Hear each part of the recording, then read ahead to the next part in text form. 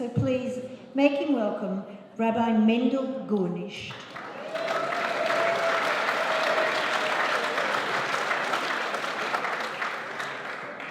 So, thank you, ladies and gentlemen. The show is almost over, and you feasted on a smorgasbord of Jewish humor.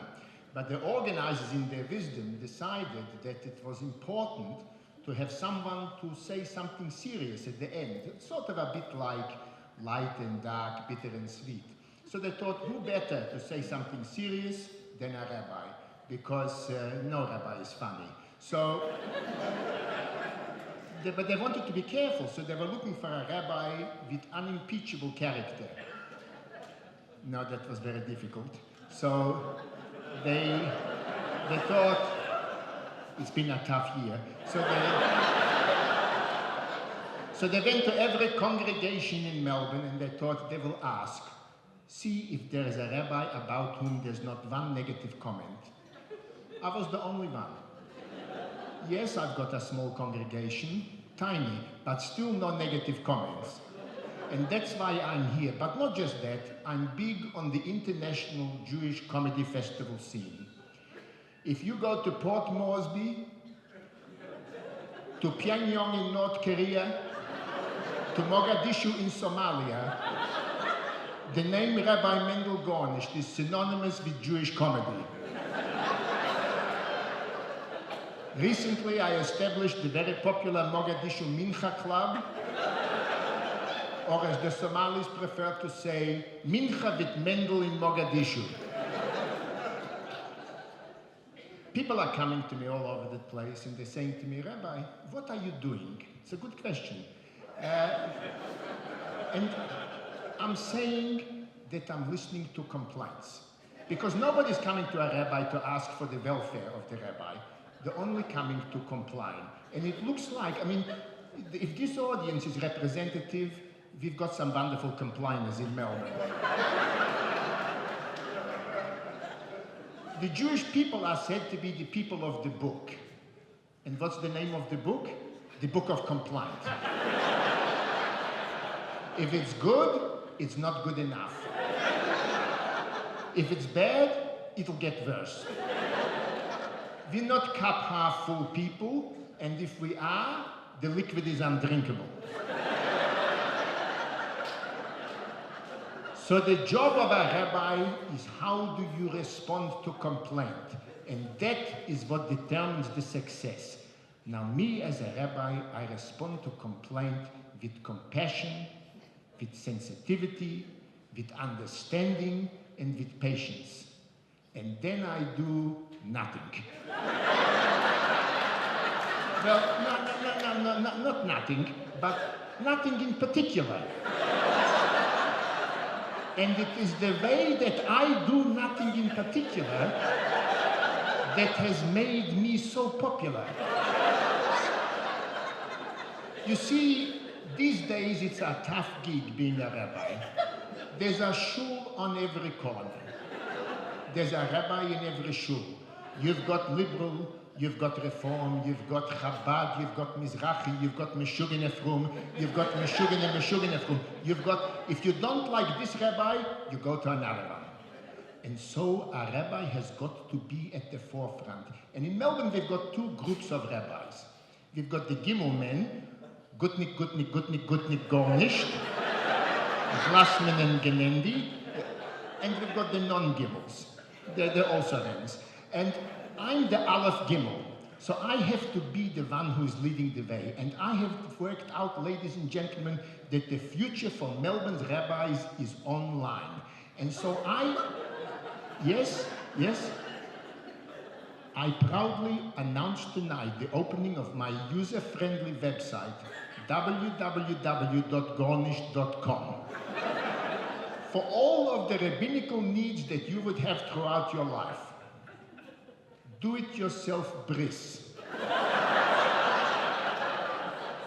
What could go wrong? Virtual simchas. Who wants a simcha these days? It costs a fortune, nobody likes to have them. You don't like to go. Who wants to squeeze a size 16 tuchas into a size 12 dress? The food you don't like, you're sitting next to someone you don't see from year to year, you don't like them, and you don't like the speeches. With the virtual simcha, sit in your schlochedicke clothes in your own room, eat your own food. You don't like who you're sitting next to? On the screen, put yourself on the head table. You don't like the speeches? Edit, make it all about yourself.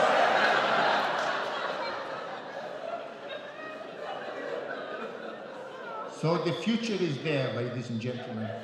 You know, this is the inaugural Melbourne Jewish Comedy Festival.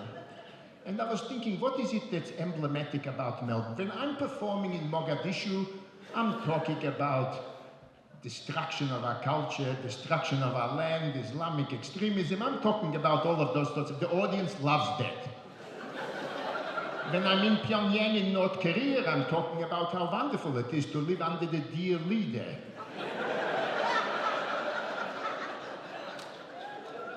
They would kill for what's on sale in here, in the food, a little bit of food in the foyer. In Melbourne, what do we have? What is emblematic about Melbourne? Sport and food. That's what's emblematic. I can't understand the sport. It doesn't make sense to me. Football, cricket, Amishigas. What about the nice Jewish sports? Dreidel spinning. Highly skilled, but you don't see that on Foxtel. Pilavening. Who's heard of pilavening? A delicate combination of Pilates and davening.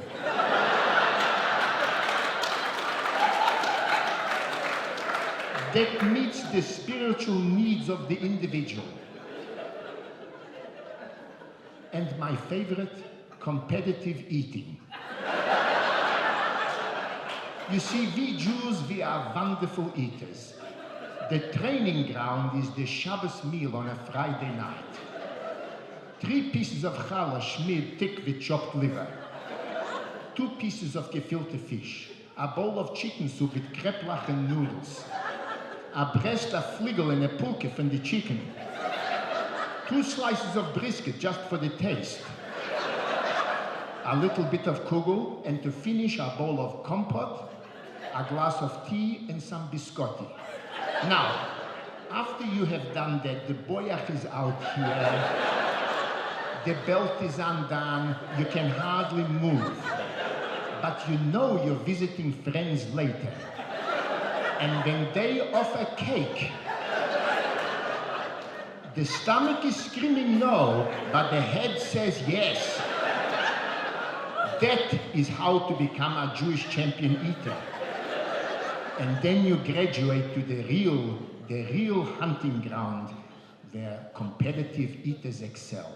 And where is that? Leonda. Carousel or any of the sheds down at the docklands. And what is the prey? The prey is an unsuspecting waiter as he emerges through our door with a tray of canapes. They disappear like eaten by piranhas.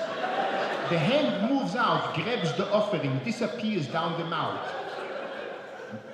There's no facial movement, the jaw doesn't move. And why is that important? So when the next waiter comes, you can look at what's on the tray and say, ooh, I'll have one of those, even though you've just eaten a dozen.